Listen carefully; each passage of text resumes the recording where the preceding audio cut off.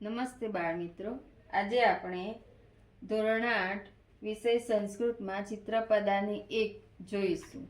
અહીં આપણને સુંદર મજાના ચિત્રો આપ્યા છે, તેની સાથે કેટલાક વાક્યો પણ આપ્યા છે. આપણે જાણીએ છીએ કે સર્વનામ 3 પ્રકારના હોય છે: પુલ્લિંગ, સ્ત્રીલિંગ અને નપુંસકલિંગ. અહીં ચિત્રપદાની 1ની અંદર આ જે ચિત્રો આપ્યા છે એ પુલ્લિંગ નામની પહેલા અથવા તો સાથે, જેમાં એ સહ એટલે કે આ થશે અને સહ એટલે કે તે અથવા તો પેલો. તો આપણે ચિત્ર પ્રમાણે વાક્ય વાંચીશું. એ સહ શુકઃ, આ પોપટ છે. સહ મયુરઃ એટલે કે તે મોર છે. એ સહ શ્વાનઃ, આ કૂતરો છે. સહ સિંહઃ, તે સિંહ છે. એ સહ ગજઃ, આ હાથી છે. સહ અશ્વઃ, તે ઘોડો છે અથવા તો પેલો ઘોડો છે. એટલે આની અંદર આપણને એ સહ એટલે કે આ જે નજીકની વસ્તુ દર્શાવે છે, જ્યારે સહ એટલે કે પેલો અથવા તો તે એ થોડું અંતર દર્શાવે છે. હવે આપણે જોઈશું એસા, એસા અને સા. આ જે સર્વનામ છે એ સ્ત્રીલિંગ શબ્દની અંદર આવે છે. એસા એટલે કે આ અને સા એટલે કે તે અથવા તો પેલી. અહીં આપણને ચિત્ર આપ્યું છે. એસા બાલિકા, આ છોકરી છે.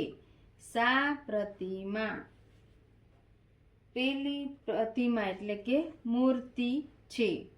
એસા ઉત્પીઠિકા, ઉત્પીઠિકા એટલે કે ટેબલ, આ ટેબલ છે. સા સંચિકા, સંચિકા એટલે કે ફાઇલ, પેલી ફાઇલ છે. એસા ગીતા, આ ગીતા છે. સા પૂજા, પેલી પૂજા છે. હવે આપણે નપુંસકલિંગ સર્વનામ જોઈશું.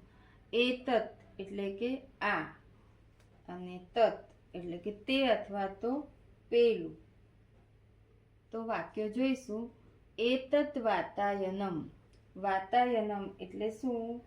બારી, આ બારી છે. તત દ્વારમ, દ્વારમ એટલે કે દરવાજો અથવા તો બારણું, પેલું બારણું છે. એતત પુસ્તકમ, પુસ્તકમ એટલે પુસ્તક, આ પુસ્તક છે. તત ચિત્રમ, પેલું ચિત્ર છે. એતત બસયાનમ, બસયાનમ એટલે બસ, આ બસ છે. તત વિમાનમ, પેલું વિમાન છે. હવે આપણે અહમ એટલે કે હું અને ત્વમ એટલે કે તું એ સર્વનામ વિશે જોઈશું. અહમ શિક્ષકઃ, હું શિક્ષક છું. ત્વમ છાત્રઃ, તું વિદ્યાર્થી છે. અહમ બાલક, બાલિકા, હું છોકરી છું.